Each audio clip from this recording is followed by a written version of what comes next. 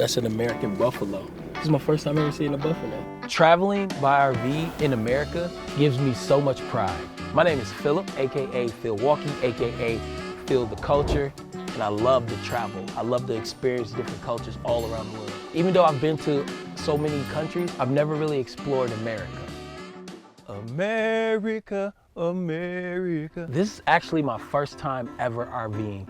What's up?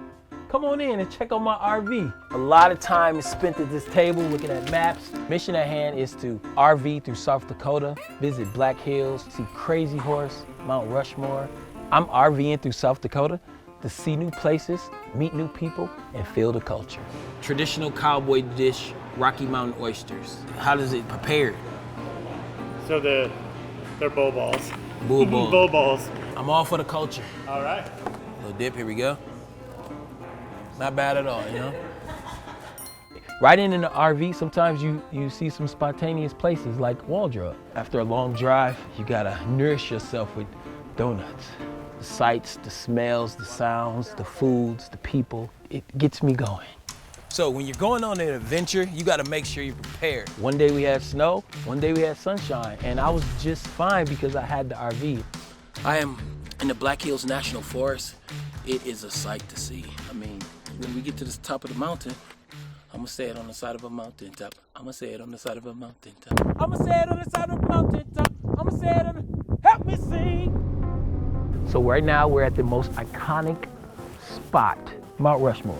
We got Washington, Theodore, Abraham, and TJ. My mission in travel is to change people's perspective on men of color. Wisconsin. I use positivity as a tool to get people to open up and be open about me coming to them.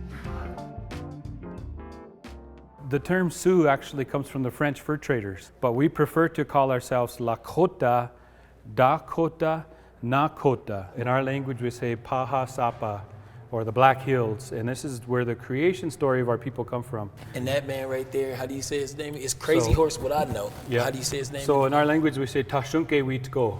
Tashunke Wiko. This monument is just as important as Mount Rushmore, and I didn't know their history was so much American history, and just to hear it made me just think like how important it is. So I felt him. I felt where he was coming from when he was speaking his words and telling his story. Respect, Crazy Horse. Traveling by RV is definitely something I would do again. And when I do have a family, I'm gonna gas it up and we're gonna hit the open roads and we're gonna travel again.